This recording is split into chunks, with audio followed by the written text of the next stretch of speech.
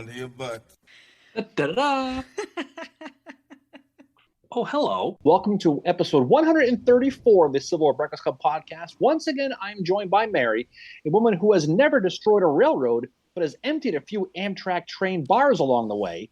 I am merely a twisted piece of track named Darren. All aboard, Mary. All aboard. How are you? Oh, my God. Just for the record, I have never been on Amtrak before. You've been on that's the fancy train. That's the commuter rail. Isn't it Amtrak? I don't know. No, it's Amtrak is the thing that goes like from Boston to New York. It's a company. Oh, I don't all right, know. fine. Well, you sat in South Station, emptied a few beers along the way. I'm sure you have. Okay, you're so full of it. So what's going on with you, Mary? What's happening? What's going on with you today? Well, we were back here recording episode 134. Yeah, we are. We're back in the Eastern Theater again. But before we get to our episode, we have to get to something else, our beverages. Oh, my God. I wasn't going to forget. Mary, I'm going to ask you a question. This is a very important question, of course. What are you drinking on this fine Friday evening? I'm drinking Heritage Haze by Untold Brewing, which is a local brewery here in Plymouth.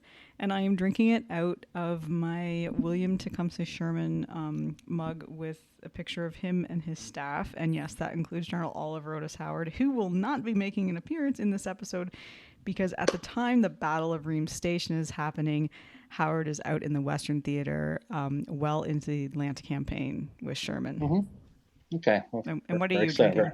Oh, thank you, Mary. I really didn't think you would ask. I'm drinking, it's called European Golf Trip, also from Untold in Plymouth. What a coincidence. And I'm drinking it from my unconditional surrender U.S. Grant mug because he is part of this episode. He did not get sent west. He came over east this time. We're going to talk about this a little bit. He's not going to be a prime person in it, but we're going to go with it. In this episode, Mary, we're going to talk about the choo-choos and how during U.S. Grant's his siege of Petersburg in that Weldon Railroad became something that Grant needed to control and that Robert E. Lee desperately needed to keep in Confederate hands. Now, back by the summer of 1864, Grant's overland campaign had hemmed in Lee's Army of Northern Virginia in Petersburg, Virginia, which is just 26 miles or so to the south of the rebel capital of Richmond. Mm-hmm. Now, Grant has that monstrous army literally on the doorstep of Richmond. Lee's supply line, that vital supply line, depended on the Weldon Railroad. This is a line connecting Petersburg to the Wilmington-Weldon Railroad, which led to the Confederacy's only remaining port in Wilmington, North Carolina. Yeah. So without this line, Lee's days would be numbered because he could not feed, nor could he supply his army in the face of Grant, who would be happy to starve him out and end the war in the East. So both armies both knew this. In the summer of June of, say, 1864, Grant begins his overall plan to destroy the railroads around Petersburg, thus choking Lee into submission. Mm-hmm. Pretty basic game plan, right? He and Sherman are both doing the same thing in the Eastern and the Western Theater, which is, they're focused on destroying the railroads. And Sherman is going to be especially focused on that in a few months when he starts his march. But that's what this is to cut off the supplies for Lee. That is his true. Army. So June 21st, 1864, the Union begins to basically dismantle some of the Weldon's railroad outside of Petersburg, which would be the result of the Battle of Jerusalem Park, which some troops of the 2nd Corps and the 4th Corps, commanded by David Bell Birney and Horatio Wright, respectively, were basically eventually chased off by William Mahomes' division of A.P. Hill's 3rd Corps. We're not going to talk any details of these things. I'm trying to set this whole thing up, Mary, so you can try to pay attention. It might help you a little bit with this. But a few weeks later, on August 14th, Grant's going to attack the rail lines north of Petersburg, which led to the Second Battle of Deep Bottom. Great name. Wow. That's just saying. And this is going to be men from the 2nd Corps under under Winfield Scott Hancock. Again, Deep Bottom. But I digress. But this battle was the designed, later years. Oh God. Anyway, not right. But this battle was designed really to pull the Red troops away, while Grant plans another simultaneous attack on that Weldon Railroad south of Petersburg. Now, the second attack on the Weldon Railroad is going to be a much larger one. 20,000 men led by the 5th Corps under Gouverneur K. Warren, with some help from his friends in the 9th and the 2nd Corps, as well as with some cavalry under August Kautz from the conspiracy trial. Yeah. Makes an appearance with this. Now, when Abraham Lincoln learned of Grant's plan to destroy the railroad, he wired him on August 17th, and he famously said, I have seen your dispatch expressing your unwillingness to break your holds where you are. Neither am I willing, holding on with a bulldog grip and chew and choke as much as possible. And Grant reads this, he looks at his aide and he goes, the president has more nerve than any of my advisors. Kind of a weird Well, quote, that's but quite the description. yeah. I think Grant at this point, he is becoming very much like a bulldog, which is, not really anything that General Lee has encountered to this point in the Civil War. Meade is good, but he's not like that aggressive general that Grant is, that just keeps hammering away at him. Well, we're going to talk. Yeah, we're going to talk in detail about him in a little while. But Guvernor K. Warren's going to withstand these attacks by the Confederates under Hill's Third Corps, mainly by the divisions of Billy Mahone and Henry Heath. And although losing like over 4,000 men, he's able to destroy several miles of that rail line south of the city along that Weldon Railroad. That's their plan, is to destroy it. So, but despite losing so many men, Warren, he was thrilled with the results. This is going to be known as the Battle of Globe Tavern, or Second Battle of Weldon Railroad, if you're nasty. Yeah. Well, that's what it's going to be called. Well, and this also forces the Confederates to carry their supplies 30 miles by wagon.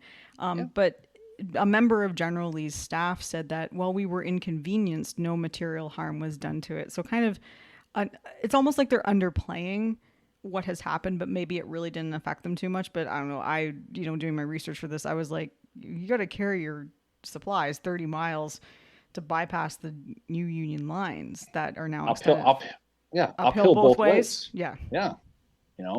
But the thing about Warren is he's excited. He tells Meade that he whipped them easily. That was what he said. But Meade, the old snapping turtle there, he was nonplussed, as they say, about this result. Sure, Warren destroyed a lot of track, and that was the plan.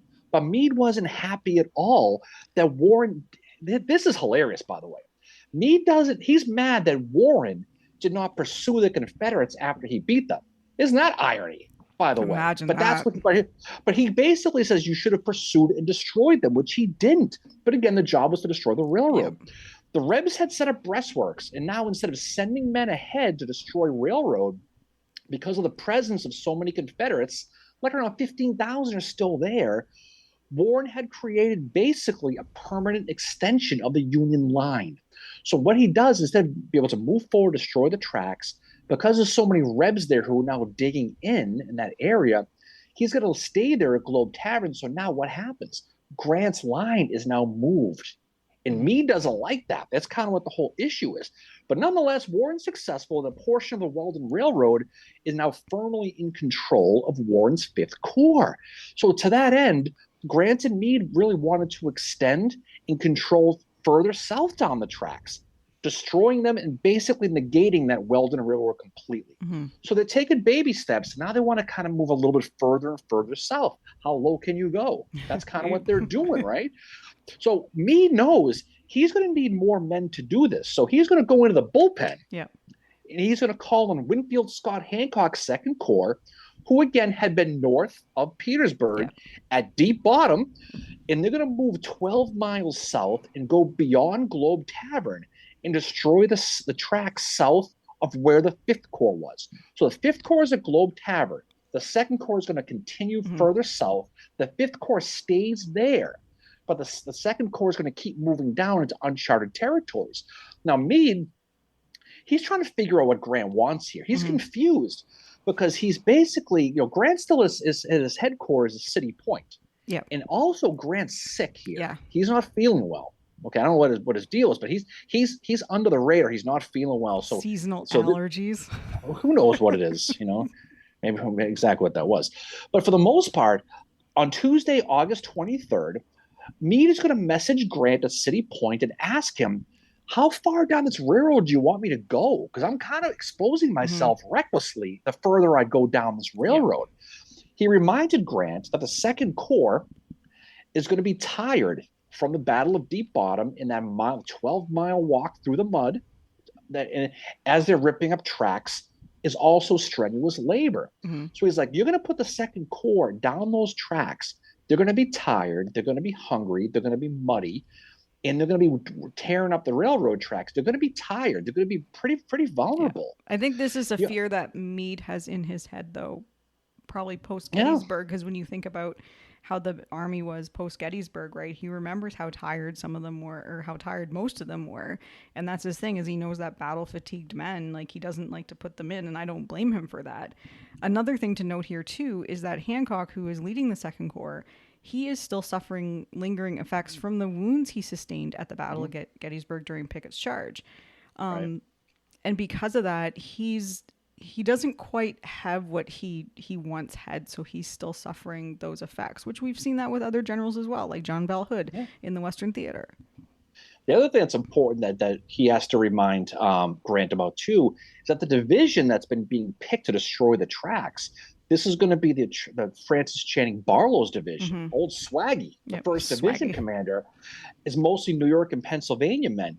They've only got 4,000 guys. So not only are they going to be tired, but they're going to be a limited number.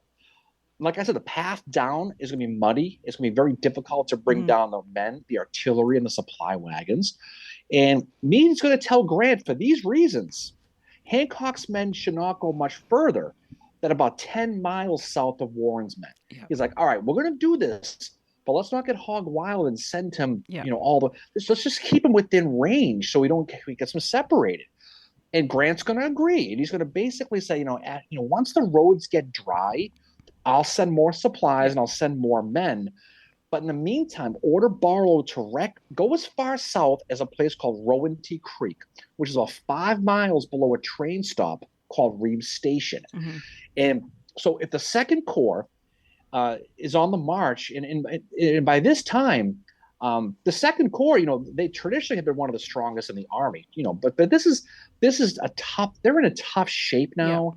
Their march from deep bottom has been a brutal one, and so after that battle, they're going to go back to their headquarters, right? In a place called Cockade City, where the grass is green and the girls are pretty. That's where they're going to go, and then they're going to get the orders to march again south and extend that new line, an extended line down the Weldon Railroad. Oh, by the way, it's pouring rain, just like it is right now. Yeah, Gibbon's guys were marching in the pouring rain. This is what they're doing with.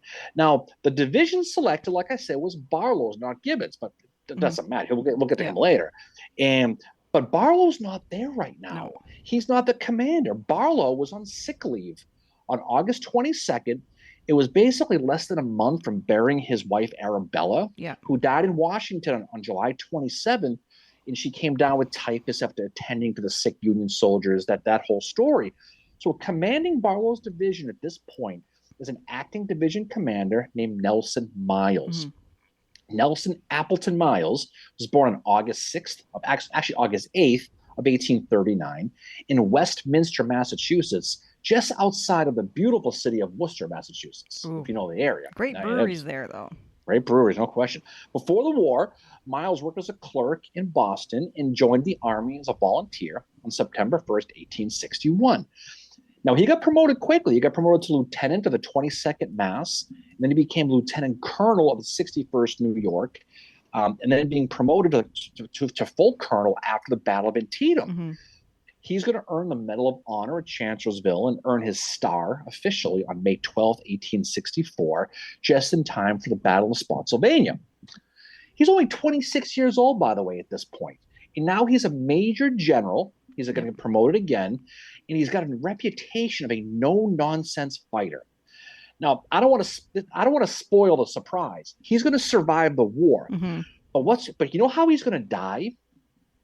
He's going to die in 1925 at the Ringling Brothers Circus in Washington, D.C., in front of his grandchildren. Fun fact, First Lady Grace Coolidge is going to be there as well. And I don't know what happened to him. Maybe it was the clown. The Rosewoods clown? Maybe it was. I believe he had a heart attack, but that's what happened to Miles. It's just a kind of a weird story. Another interesting thing about him is post-war II, he does quarrel with Oliver Otis Howard over what happened with Chief Joseph. Yeah, Miles, he's got a lot of history, especially he does. But by the time they reach, Miles and his men reach August of 1864, Miles' orders were simple. advance down the Weldon Railroad and assist in the destruction of the same. Pretty straightforward. Screening Miles' division was a regiment of cavalry commanded by our friend David McMurtry Gregg, who rode ahead southward down those tracks to check out the next main stop on the train line, which I said before was called Reams Station. Now, when Gregg got there, Miles was relieved to get a message from Gregg basically saying, there's no Rebs here. We're by ourselves, kind of like me on a Friday night, just no one there, right? But that's what happens. Now, Nelson Miles' division, they're going to break camp about 11 o'clock in the morning on Tuesday, August 23rd, near the Gurley House, and move south and begin tearing up those tracks and burning that line. And they get within 1 mile of Reams Station. Mm-hmm. They're moving pretty quickly. At this moment, who returns? Barlow comes back to take command of the division again. He's going to bump Miles back to brigade commander, and Barlow is going to immediately begin to survey the area around Reams Station. Now, Barlow is going to learn that there was no rebel infantry in the area, so he immediately sends a patrol out to take possession of the station. So by early afternoon on the 23rd, Barlow's division is now holding Reams Station. Mm-hmm. And while the men are going to continue destroying the tracks, both north and now south of the station. So everything's going according to plan, if it's going perfectly. Now, while this is all going on, the mystery of the whereabouts of the Rebs who fought at Globe Tavern, it basically is still being looked. Now they're being looked for by August Coutts' division of cavalry. They're trying to figure out where they are. A brigade commanded by Samuel Spear. He only had 2 regiments, the 1st District of Columbia and the 11th Pennsylvania. They're told to go west of the station and go look for them. So they're trying to tear up the tracks, and they know they're further down the line. They're exposed. They're all by themselves. They're on an island. They can be attacked in detail very easily, but they don't know where they are. There were 15,000 after Globe Tavern, and they can't find them. Mm-hmm. And so they're trying to figure out. But in the meantime, they're going to start to keep tearing those tracks up. Now, Sam Spear is going to find some Rebs here and there and drive them back to a place called Hatcher's Run. And then he's going to call back for reinforcements, but no one came. Now, it's interesting because he sees Rebs, Samuel Spear does, and he sends a message back. I need help. There's Rebs here. Not a lot, but there's some. Nobody comes. So what happens is, over the past couple of days, Spear's brigade had been passed around like a comb on first grade picture day. Ew. Okay, they had been part of the 5th Corps. They were part of the Army of Potomac's Cavalry Corps, and now they're part of the 2nd Corps. So what happens when Spear asks for help, everyone looked around and goes, he's not mine, he's not mine, he's not mine. So nobody came. Mm-hmm. So he finally rides back to headquarters and starts firing off as many Vinegar Valentines as he could possibly come up with to as many people as he could because he was pissed off. Gregg's division was also doing some recon work, and he's gathering his men around Reams Station at this point. He's going to send 2 regiments under William Stedman and Charles H. Smith along the Stage Road, which is about 2 miles from the station. And he's going to find rebel cavalry where he describes as more than a division. So Gregg is like, okay, I found some Rebs. This is cavalry, but there's a lot of them. So at this point, Gregg is going to call up the rest of his division. By 5 p.m., he engages them, kind of fights back and forth, nothing crazy, but he messages Barlow for infantry support. And when Barlow's men finally start to come, the rebel cavalry scatters, faster than when the bartender yells, last call for you. That's how quickly they moved, right? They just took off. The cavalry's not going to want to stick around in the face of infantry. But unbeknownst to both Barlow and Gregg, while this skirmish was taking place, a rebel cavalry commander known as Wade Hampton, Mary, perhaps you've heard of him. He's doing a little recon of his own, and he's surveying the Union numbers in and around Reams Station. So while this little skirmish is going on in the south, Hampton's watching all this, and he's doing this to see what's going on. By evening, he will send a formal report to give to Robert E. Lee, and that report is going to say that the Union force at Reams Station was very vulnerable, and they could be wiped out in full and quickly with a quick, strong attack. Mm-hmm. He told Lee that cavalry along wasn't going to be able to do it, especially Barlow's division. But if he can get some infantry support, it could be done. As they were all by themselves, Hampton realized there was no support. They were holding their diapers in the rain, Yep. all by themselves. And Hampton knew if we can hit them, we can do it. So back at the headquarters, the Gurley House at night now, around 7 p.m., Hancock is also realizing that Barlow is in a very vulnerable position. So he decides to send his other available division under who? John Gibbon. John Gibbon. Yep. Down to Reams Station. So now is when Gibbon comes. So Hancock's sitting there. He's like, you know something? I'm getting a weird, my spidey sense is starting to go off a little bit. Maybe I need some help. So he goes and gets Gibbon. So with 2/3 of his entire Second Corps on the field now, in the rumor of a DQ near Reams Station, Hancock decides he's going to head there himself to personally take command of the field. So now Hancock's coming. So 2/3 of the Second Corps and now Winnie Boy is now coming to Reams Station. So on Wednesday, August 24th, Gibbon's division is going to leave that swampy camp at the Jerusalem Park Plank Road a little bit after 3 o'clock in the morning and head to Reams Station. Yeah. So they're all converging to the station.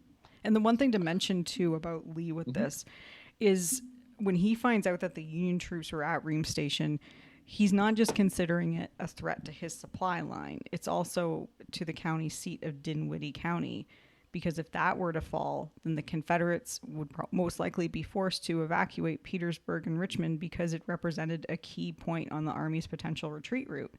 The other thing, too, is Lee seeing them there and finding out that they're there, is he sees this as a chance to defeat the Union Army not long before the presidential election in November. And what's interesting about this, too, is the Democratic Convention is about to be held in the North. And Lee, at this point, is trying anything he can to, get, he wants Lincoln gone for obvious reasons. Now, at this point, on August 24th, Atlanta has not fallen yet. It is still a few weeks. It's about 2 weeks away from falling on September the 2nd. But you've already had the Battle of Monocacy, and you've already got Sheridan doing his stuff in the valley. But still, Lee is like, oh, if I could get them here, maybe I could, get things to turn in my favor a little bit more with this election in November. Well, he's thinking a couple things. And like you said, he thinks there might be an opportunity here, right? If he can fight them and he can really fight them, he'll keep Grant from sending troops down to help Hood in Atlanta. You mentioned the election. That's an important thing, no question about it. But the thing about it, though, is going back to the Union side real quick. When Gibbon's men did finally get to Reams Station, they're going to replace Barlow's guys. Mm-hmm. And Barlow's men immediately returned to their job of tearing up those railroad tracks. Now, at this time, what happens with Barlow? He decides he's going to take a 21-day furlough. Now, again, he's been through a lot. His wife has died. They were very close. I mean, I can understand that. Right. So at this point, he's going to take off and vacate the dance floor. Nelson Miles is going to get put back in charge again. Going back to Lee real quick, it was quite a dilemma for him because he knew that sending men to the railroad to attack the Federals at Reams Station was very risky. There's no question.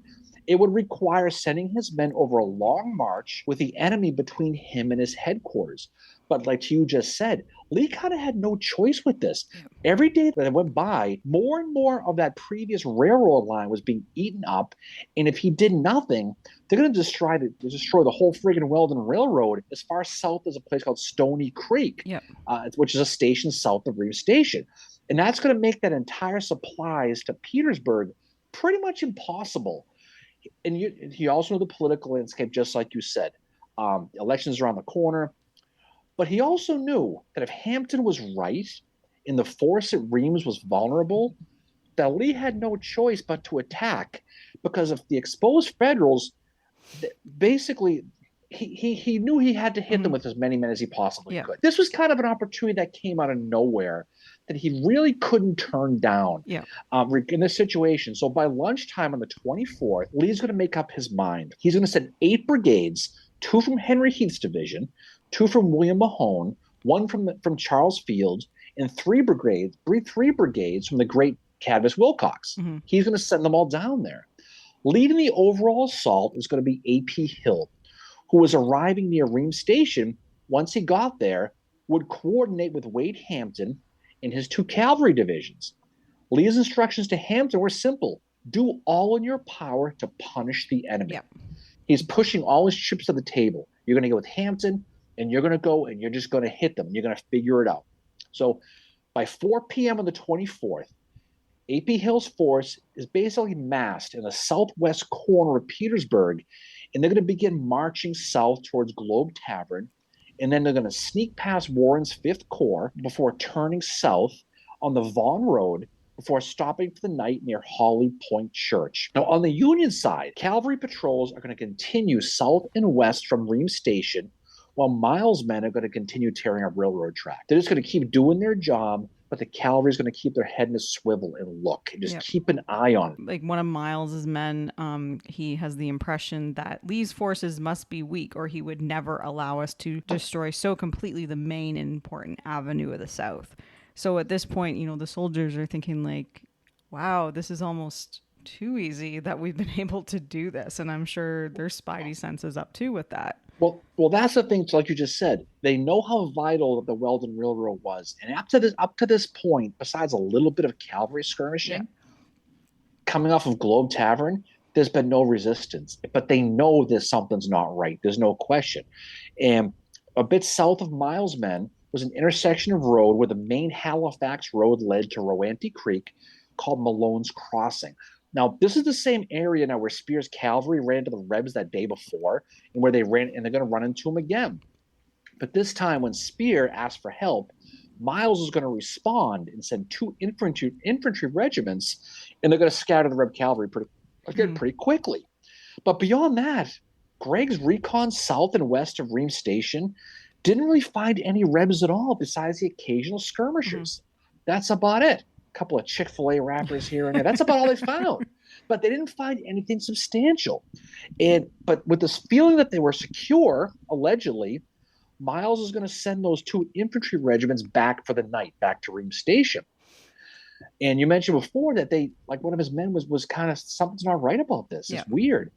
Now, earlier in the afternoon, around 2:30, federal signalmen reported to Meade and Grant that they saw 4,000 men marching south along the Squirrel Level Road, followed 3 hours later by a column of infantry a mile long and 4 deep.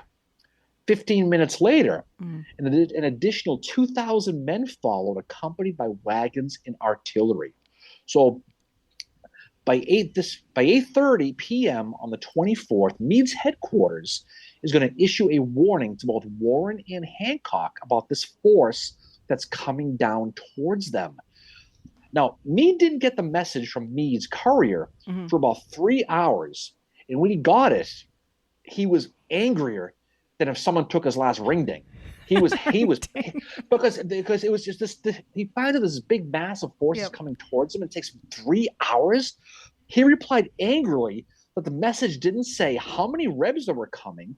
He also complained to Meade about the wisdom of having a second corps all by themselves anyway. He sends that message. Meade responds that he thinks it's about 10,000 Confederates. That's what he thinks. Now, Hancock at this point is like, 10,000? He goes, I've only got 9,000, including cavalry. And so Hancock, again, is openly wondering why neither Meade nor Grant was concerned about this. Yeah. Why was this coming rebel army that he didn't either offer to send any reinforcements or give Hancock the option to withdraw if he's attacked? Yeah. And so he's like, what the hell's going on? The reason was, and here's the thing, for whatever reason, Meade felt, and I don't know why, and no one knows why, he thought Hancock had 20,000 men. Yeah. He had 9. There was clearly a miscommunication somewhere along the way. There was, and this is how people get killed, right? We said this a million times. Hancock's adjutant, Francis Walker, he said it was from Meade's headquarters to reinforce or withdraw him. Headquarters alone knew the numbers and the positions of the Confederate troops. Headquarters alone could ascertain how far Lee's lines were being depleted for hostile expedition. So what is he saying? He's saying only headquarters, Grant, but especially Meade, knew the number and where they're going, and they're not telling us anything. So by dawn on August 25th, A.P. Hill and Wade Hampton have already made their plans to destroy Hancock, and they're almost ready to strike. Hill's infantry is going to move on Reams Station from the west, while Hampton's cavalry is going to move from the south and the east of Reams Station. Yeah. 3 different directions they're going to hit. So at 5 o'clock in the morning on August 25th, Hampton and Hill, they're going to part with the cavalry heading towards Malone's Crossing. And by 8 o'clock in the morning, Hill's infantry is going to start to move towards a road called the Gravelry Run.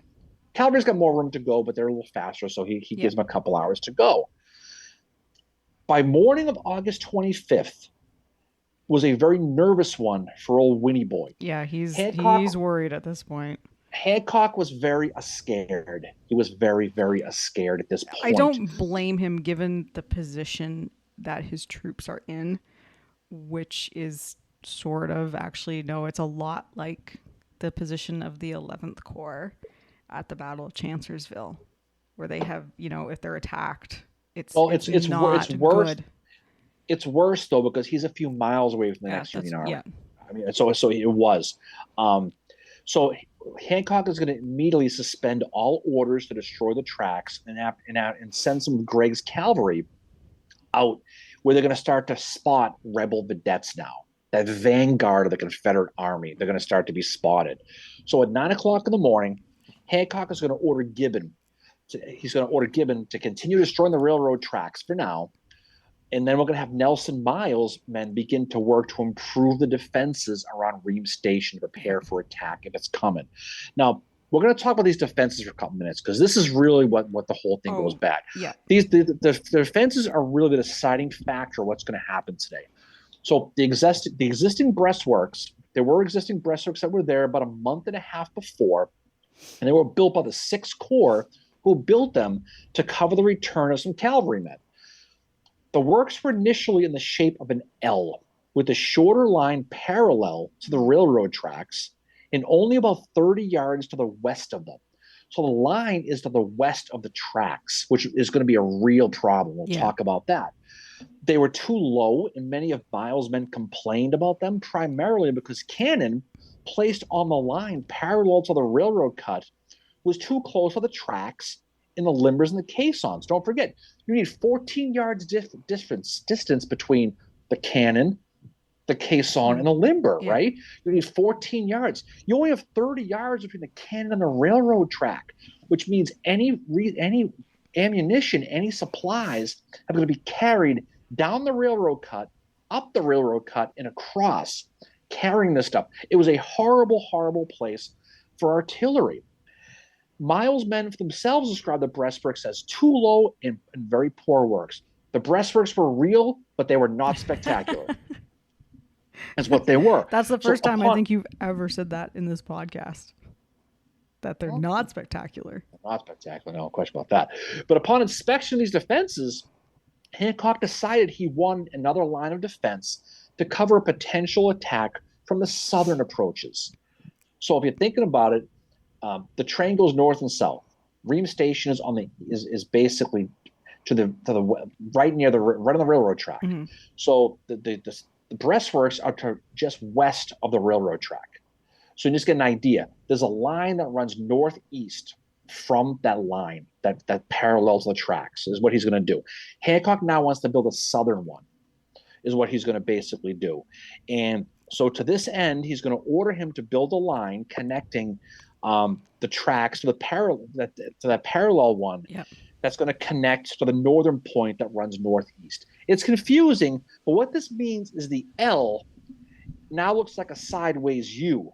The letter U, Mary, not you. The letter. That's what it looks like, right? So although this new line protected against attack from the south, it also caused some new problems. Primarily because the whole area was so small, it meant that they were going to hit the soldiers on the northern line in the back. And that meant if they overshot. So it was a really horrific place. Just after 8 o'clock in the morning on August 25th, Wade Hampton's cavalry is going to start to approach Reams Station from the south, just as ordered. And he's going to hit Colonel Spear's pickets west of that Malone's Crossing. Spear is going to hold out long enough to see the Rebs were coming in big numbers at this point. Yeah. And then his couriers are going to quickly report this news to Gibbon, who pulled his men from the task of wrecking those railroad tracks and hurried them now down to Malone's Crossing to help out.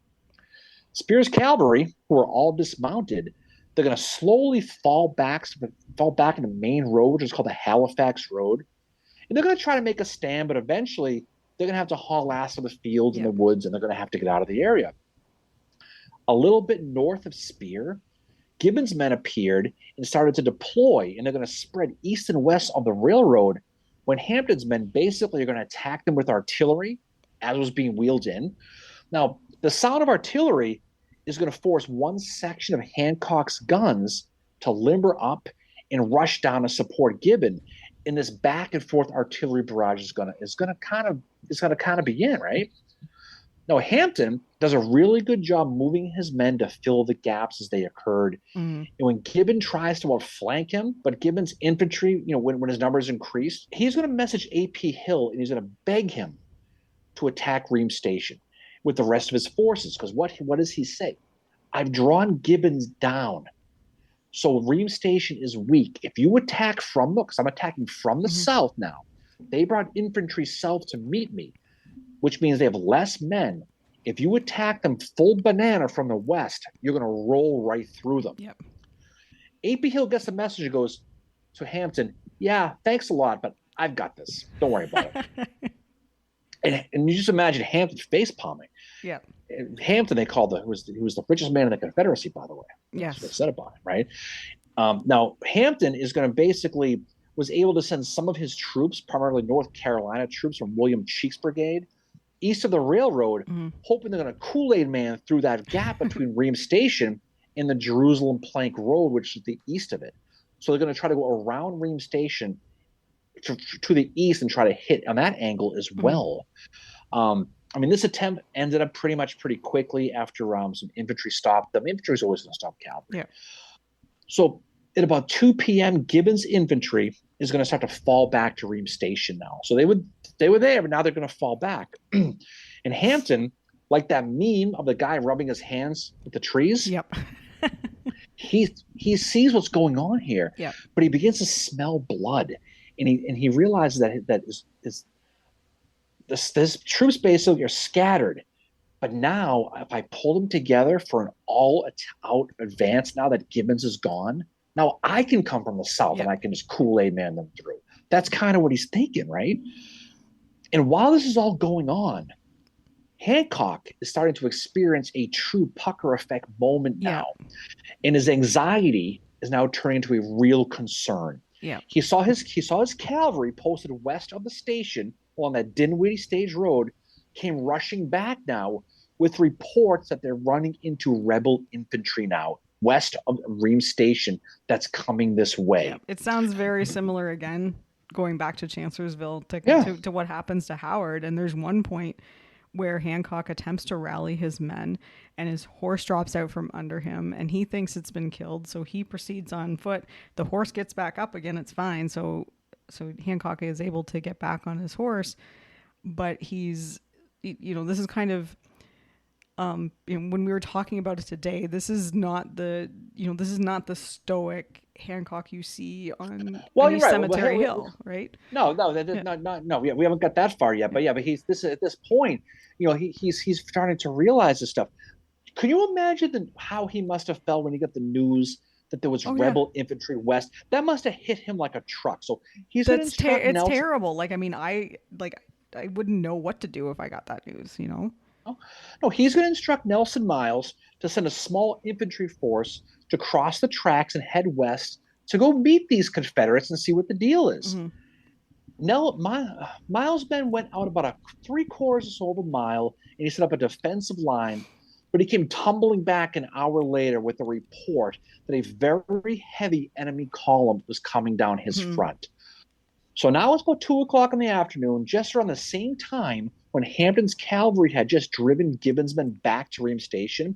Hancock now is going to message George Meade about this situation. Yeah. And this is incredible. This whole thing, it's actually amazing how the Union won this war when you look at all this communication. So he's going to report, this is Hancock to Meade, that vedettes had seen what was and he was extremely worried about being cut off now from Warren's Fifth Corps that was north at Globe's Tavern if this Confederate infantry truly was coming.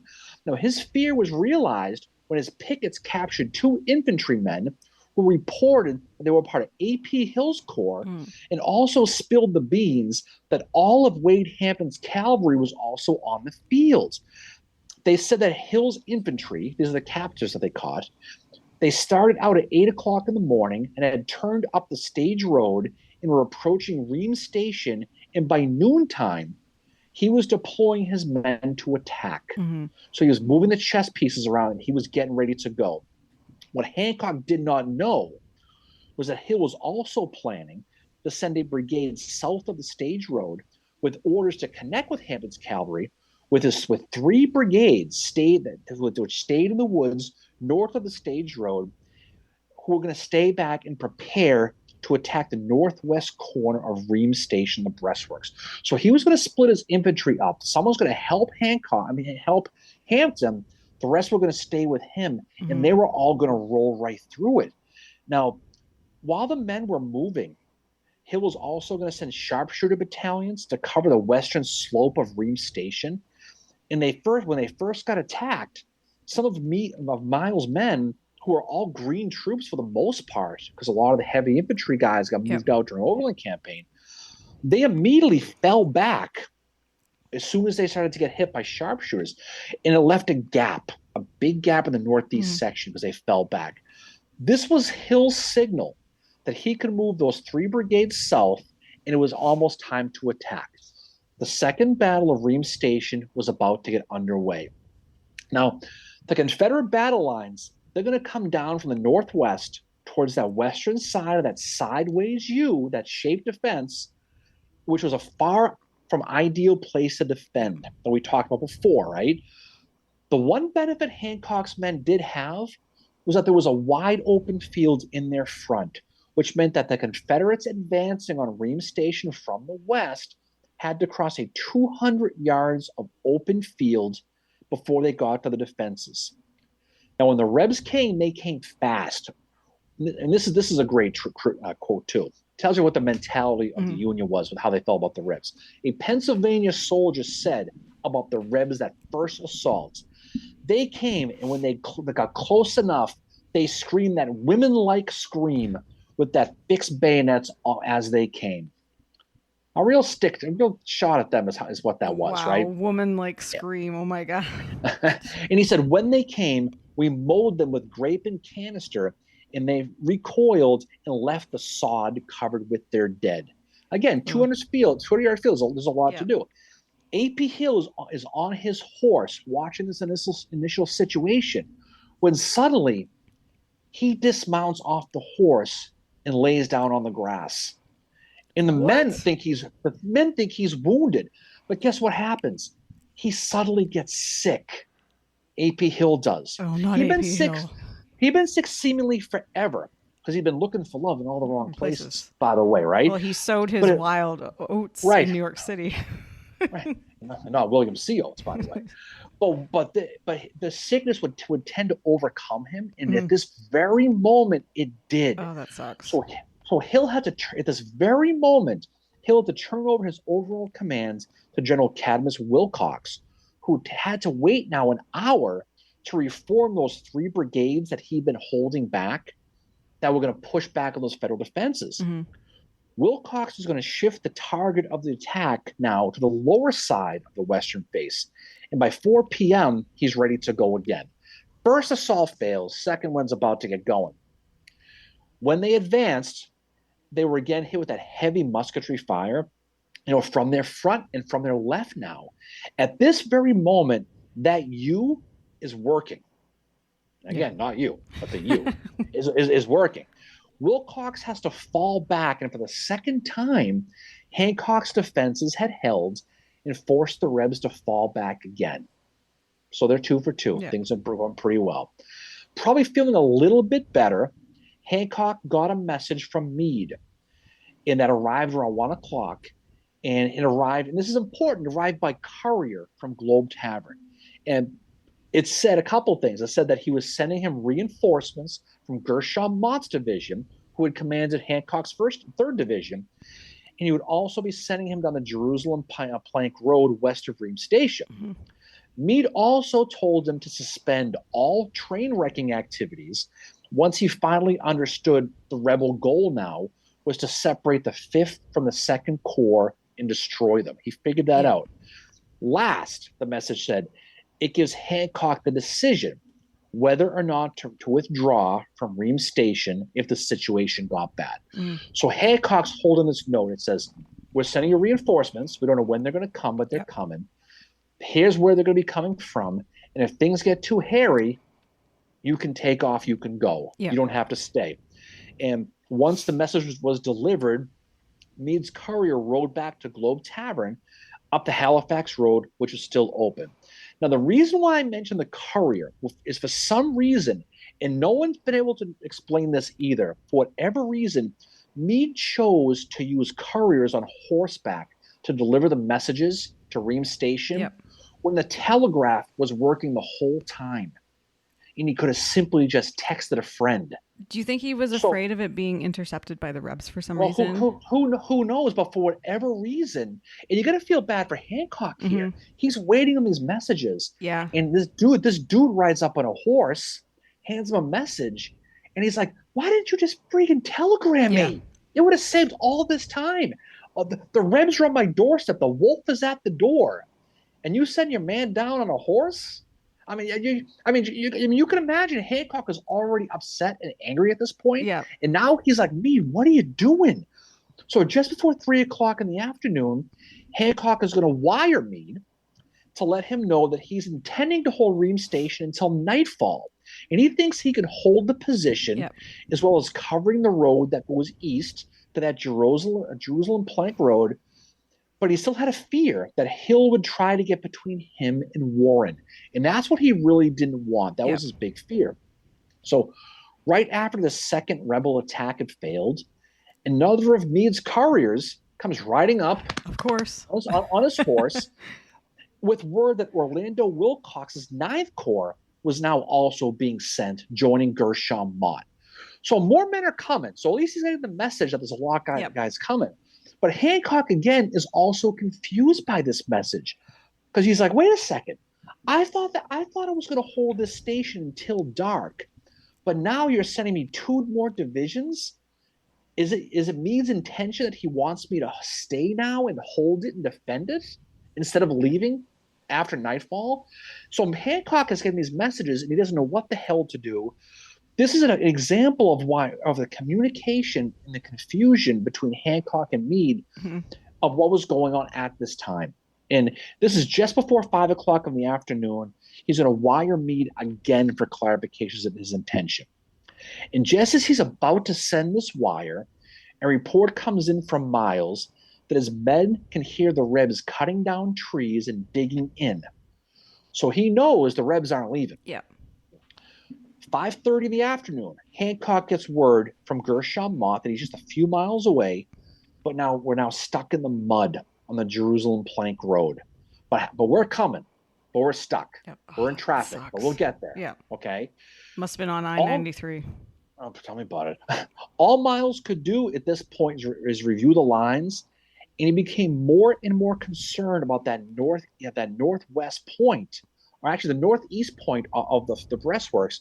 This is a site where Hill had first attacked, because he noticed that there's a gap because the way the fort was built, the breastworks, there was a gap between the railroad tracks on the Weldon Railroad and where the breastworks begin, because you couldn't connect the two because why? Because of the friggin' railroad. Yep.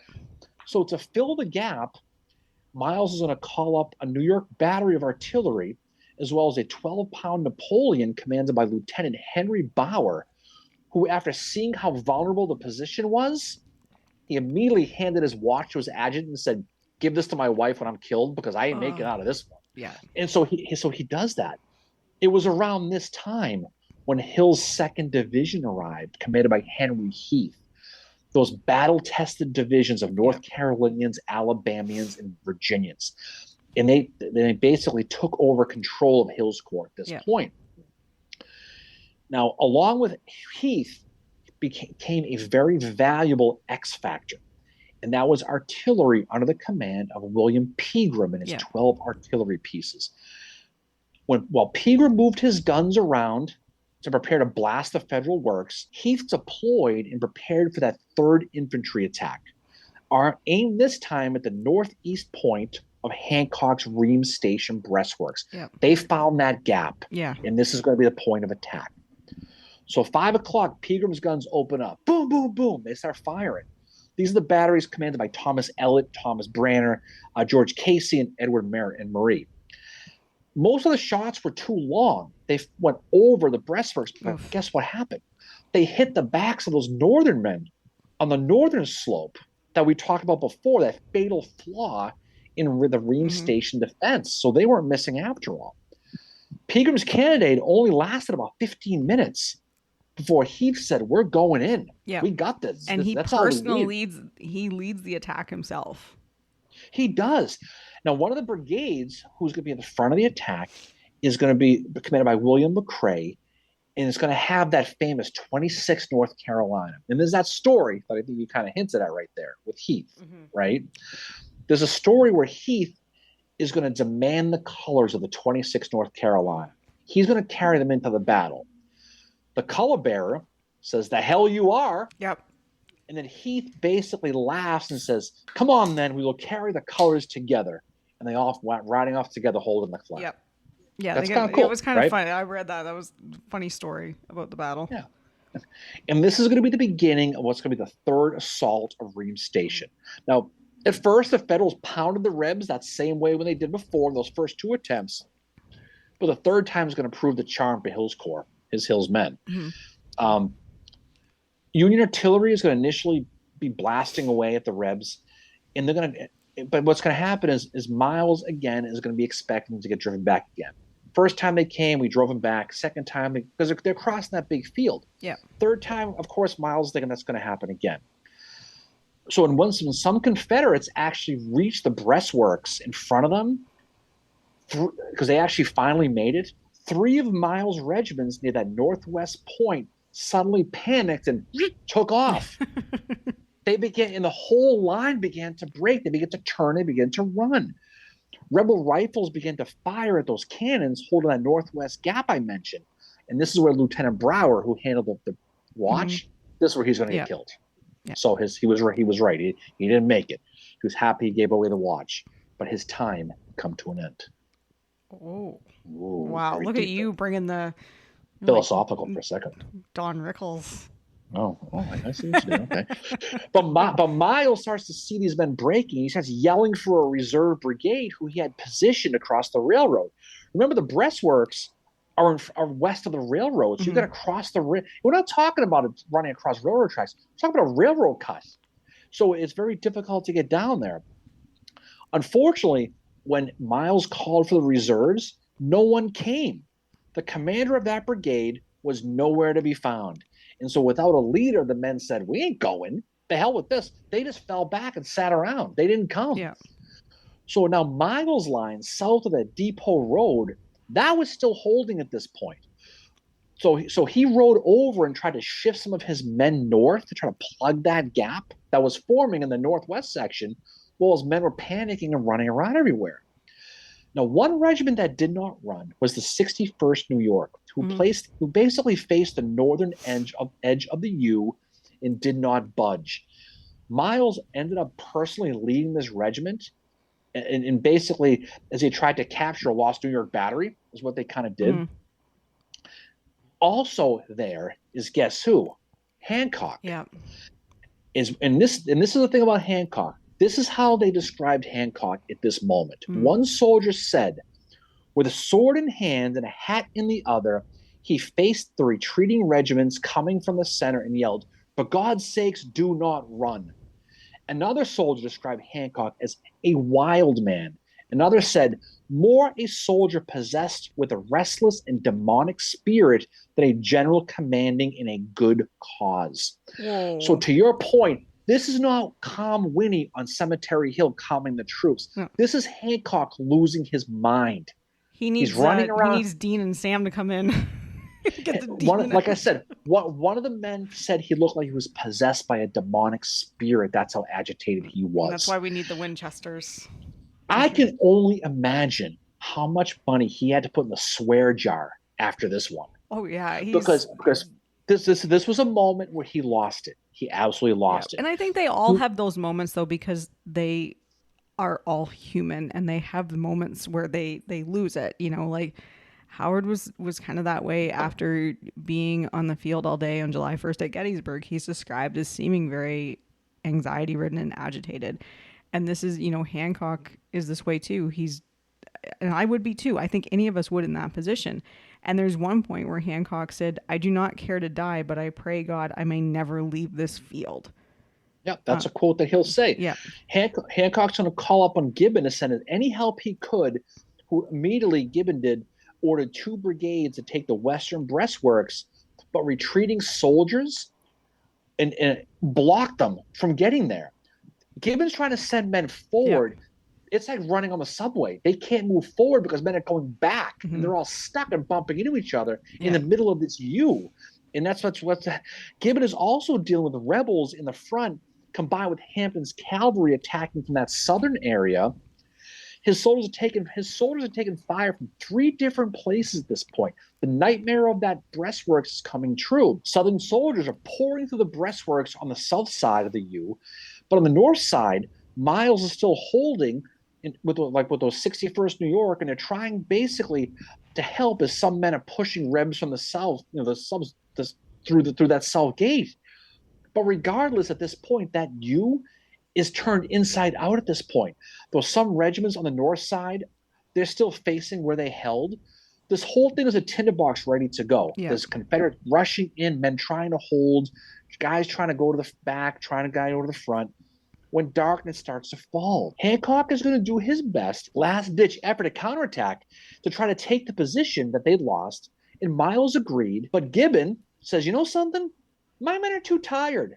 We're not going to participate in this. We ain't doing it." So imagine Dave McMurtry, Greg.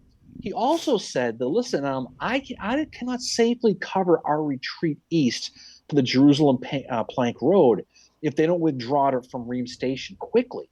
So basically, what he's saying is that we're going to get encircled here by Hampton's cavalry and Hill if we don't do something.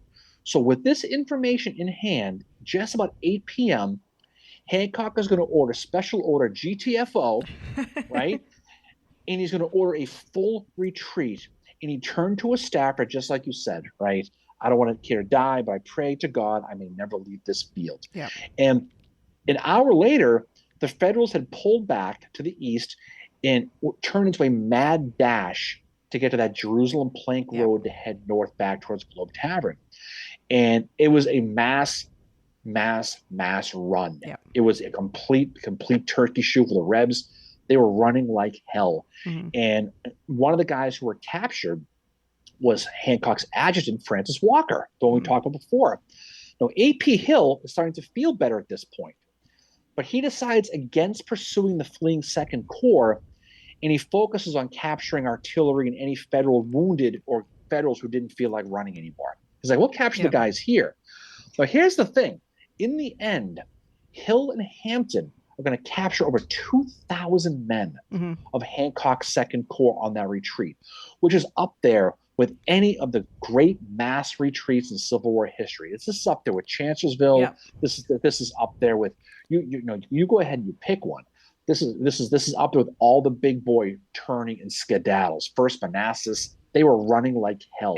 What they were doing. It's very much like Chancellorsville. And the one thing I was asking you today was, would there have been men here, Confederates, that were involved in that 11th Corps route at Chancellorsville? I mean, it's very Like possible. it's I mean, because it's Hill's guys, right? you had Hills guys, so I Yeah. imagine I'm sure there probably would have been.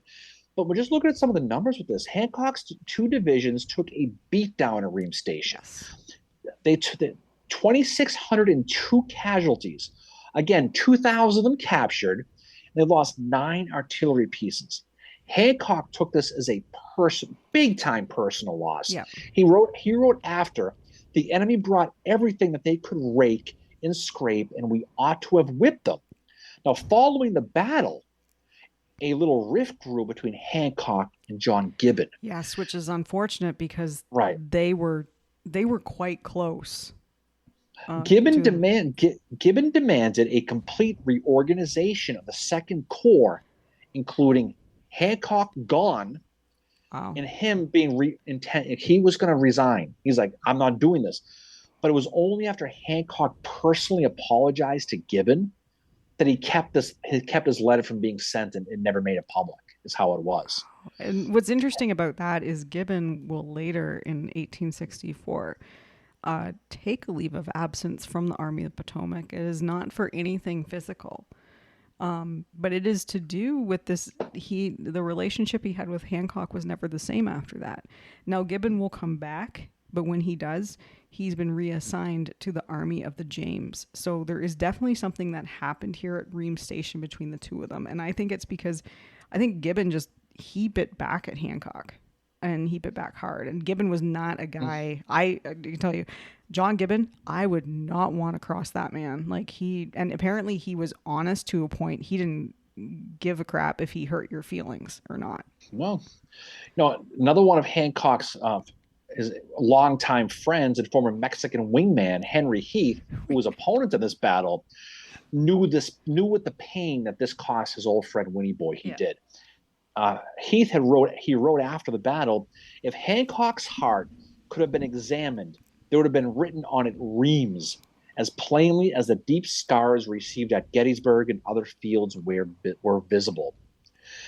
Now, for Lee, this lopsided win at Reams Station was a real shot in the arm for him and something they really needed to reorganize his men. A North Carolina soldier said, a few days after the battle, I never saw men so much elated by any fight. But again, unfortunately for Lee, this did not break Grant's grip on the Weldon Railroad. It did loosen it a little bit, but the lifeblood of the supply line to North Carolina was still open. He was able to keep it open for the most part. Now, we didn't mention Grant. He's sick throughout this battle, but he's still positive when he got the news back at headquarters of City Point. The way he saw it, like we said a little while ago, was the fight at Reams Station. It was not ideal, but it kept Lee from sending men to Atlanta. Yeah.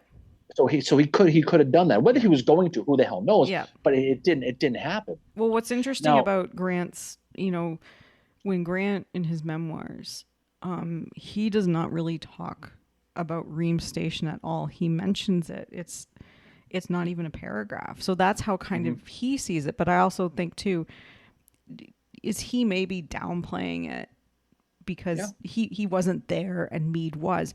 And there was one article I read talking about how, Meade is fighting like Meade does. And I love Meade. He is one of my favorite commanders. And I don't think he gets enough credit for what he does in the Civil War, but he's a very different general than what General Grant is. Had General Grant been feeling well and been closer to where they were, not back at his headquarters, could Reams Station have gone differently and not been the route that it was? Like, that's one of the things that is kind of the what if with this battle. If Grant had been there and been able to advise a little bit more, would it have been different? I don't think it would have been. And I'll tell you something about Meade, okay? Obviously, do you think Meade took the blame for this? Oh, absolutely not. He did not. You know who he blamed for Reams Station? Hancock. Yep. In a remarkable letter to his wife Marguerite, he wrote, Hancock. Just remember we said before about Hancock sending those messages saying, I don't know how many guys we have. We don't know where they're coming. Do I stay? Do I go? Give me some orders. Yeah. Just keep that in the back of your head as I read this letter from Meade to his wife. This is what Meade wrote about Reams Station, okay? Hancock expressed himself as confident in maintaining his position and did not call for reinforcements, which I nonetheless sent as soon as I find out how heavily he was engaged. So Wow. he threw Hancock under the bus here, is what he did. He absolutely Wow. did. Blaming Hancock is interesting based on the fact that Meade insisted on using couriers instead of the telegraph, Yeah. and Hancock himself noted how confusing Meade's orders were back to Meade, right? Wow. This, and so this just keep that in mind, right? The Second Corps after Reams Station was a shadow of itself after this, but the Northern press kept pumping their tires about the legendary Second Corps. Yeah. After the battle, papers in the North declared Hancock's effort as a success. But one of the most famous Civil War nurses in Civil War history, Cornelia Hancock, Yeah. she wrote a friend on August 27th. Okay, you know what it said?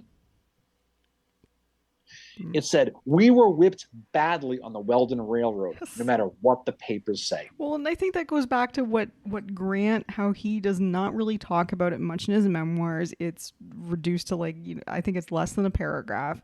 It's kind of like when you look at Sherman's memoirs with some of the battles in the Atlanta campaign that do not go well for him, in particular Pickett's Mill, which he does not even mention at all. But some of the other ones that were really, really bad, he's like, yeah, we had a bad day, but moving on to the next thing, which was a victory. But regarding Hancock and Meade, I wonder if this goes back to Gettysburg, and this is some of this personality clashes that happen in the Civil War that are nothing to do with military, but you have personalities, they're humans, they clash. And if you remember, after Gettysburg, Hancock did get upset when Meade was getting a lot of the credit for the Battle of Gettysburg. And I'm sure there was, some stuff said that was not very good. But it seems like after that, there might have been a bit of a rivalry between the two of them. And that's probably coming out in what Meade is writing to his wife, which isn't fair to Hancock, who is like, what do I do? He's not telling his wife how it is. And he's sending very mixed messages and stuff. And it's clear that Meade in this, because he's having to kind of fill the shoes of Grant to some extent because Grant is sick and he's having to make more decisions. Like Meade, this is like where Meade is kind of like in over his head a little bit, I think. And I'm saying that as someone who loves Meade a lot. Like, who knows what it was, but there was one positive story that came out of the Battle of Reams Station that really captured the imagination of the North, and that is the story of an Irish-born private named Patrick Ginley of the 1st New York Light Artillery. Now, after the battle, he was serving as an orderly. This is at the battle. He was serving as an orderly when the Rebs hit. He was ordered to find Hancock and pass on a message, which he ultimately gave to Nelson Miles. That's who he gave it to. While handing Miles the note, a bullet scratched Miles' face while he was reading it. And Ginley wrote, "I never saw such a face as the one he made when he was struck by that bullet."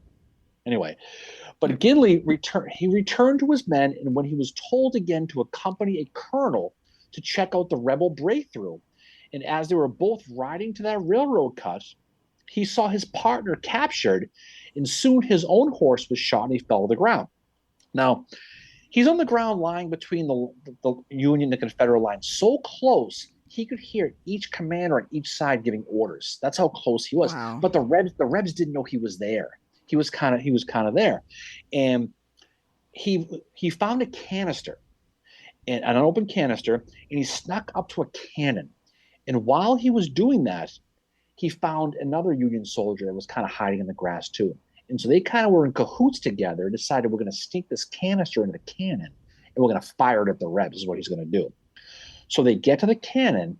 He has his friend put his finger on the vent while he loads it. Right at that moment, his friend gets shot in the chest and he gets killed instantly. But what happens is Ginley pulls the lanyard, the canister explodes and blows half the Rebs to hell. The blast is going to kill several Confederates. And then, like you, when you egg a house, you turn and you run like hell after you do it. He starts to turn and he runs.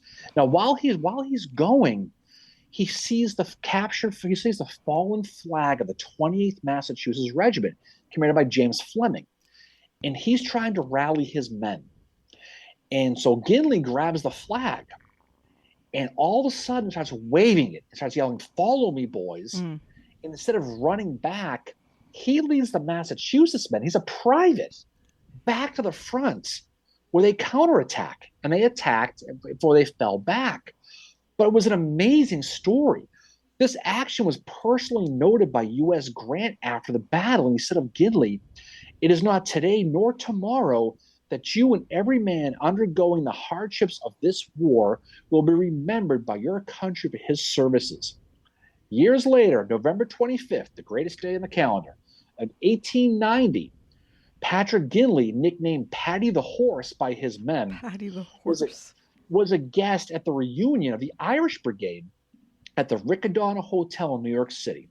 And the highlight of that event and why he was invited to that event was he received the Congressional Medal of Honor from his action at Reams Station for what he did Wow. with that 20th Massachusetts flag. So it was the one positive story that kind of went viral after the war, that this Irish immigrant did what he did to help rally the 28th Mass, which is an original Irish Brigade regiment before they flipped to the 29th. They were the non-Irish Irish, you remember, Mary. Yeah. But at the end of the day, what Reams Station did is it was a situation where, again, you put men too far and you don't support them. We said the big three get you all the time: communication, weather, and terrain. Yeah. And it was kind of all three, but mostly communication. Yeah, communication was definitely not great here. Yeah. Well, we'll never know why Meade chose to send couriers instead of a telegraph. Yeah. And that's one of those mysteries in life that no one will ever know. Yeah. Because Hancock's sending telegrams back. Yeah, that's Meade's getting the telegrams and sending couriers back. And it's delaying it by 3 hours. And again, Hancock got routed here. There's no doubt about it. Mm-hmm. But at the same time, at the end of the day, you have to feel for Hancock, because just like Howard with Chancellorsville, he was put in a situation where he had no chance to succeed. Exactly. And at the end of the day, what happens? You have to turn and run like hell, and that was Hancock's moment. And of all the good moments he's had, this is the one that's right up there with all the bad ones, because he was put in a situation that really wasn't his fault. Yeah. He did try to do his best and rally his men, but again, he was put on an end that he had no chance to succeed in, and was told to basically do your best, and didn't have correct orders. And so at the end of the day, Reams Station is going to be one of the more embarrassing moments for the Union Army in the Overland Campaign.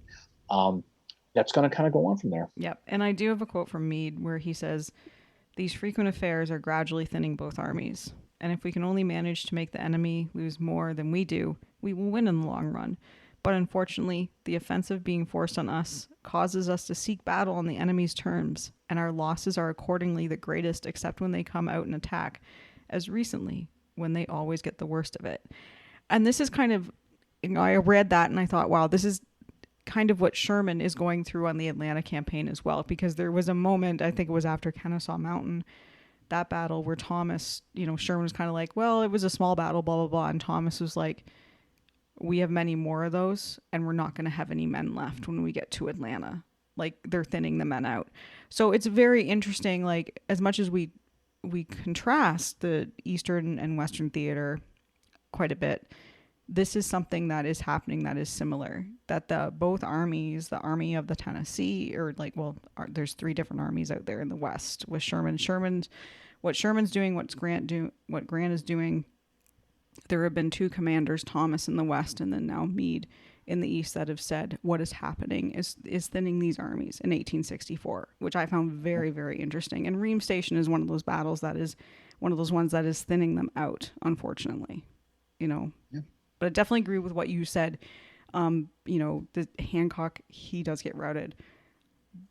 This is a very human moment for him. This is not his best moment in the Civil War, but there's also more to blame than him in this as well. Like anything else, it's tough. It's impossible to label a commanding general and blame him for a rout and a retreat, because when you study these specifically, you get closer into it, you realize there's a lot more to it than just what's on its face. And that's what the story of Reams Station. So what's coming up for us, Mary? What's next for us? So our next episode is going to be I don't think it's going to be in 2 weeks. I think it's going to be in 3 weeks.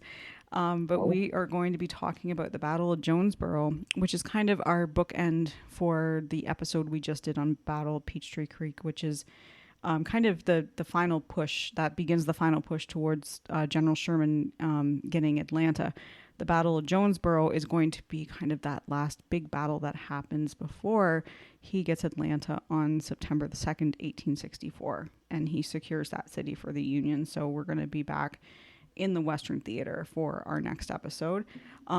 Also, we will be doing Cocktails and Cannonballs again with the National Civil War Museum in Harrisburg, and I believe the date is September 20th. September 20th. Be there, be square. So we'll talk more about that. Watch the socials for that. But it's a great fundraiser for the Great National Civil War Museum in Harrisburg, Pennsylvania. We did it last year. We did some trivia. We're going to be doing trivia. We'll have books to give away, all that fun stuff. There's going to be books. The good folks from Getty's Gear are going to be there. There's a lot of our friends will be doing some living historian stuff there. Great people, great people you want to support, no question about that. Yep. All right, so any final words from you there, Fincheru? Well, thank you for bringing it like you always do. You are definitely the one on this podcast that is very well versed in Eastern theater, because I get so lost when I'm back in the Eastern theater studying it. Well, that's okay. You did okay, Mary. You did okay. All right, so everybody, we appreciate you listening. Thanks so much. We're going to deal with a hurricane here tomorrow, so hopefully it passed by you. Hopefully the rain and the wind has settled down, and we will go off to the weekend. Have a great time, Mary. Go Braves. Go Board Bravos. Yeah, go Born Braves. 3-peat. Bye, Katuit. Bye, Katuit. Yep. Anyway, have a great day. We'll talk to you all on the other side. See y'all later. Peace out. Yep. Bye, guys.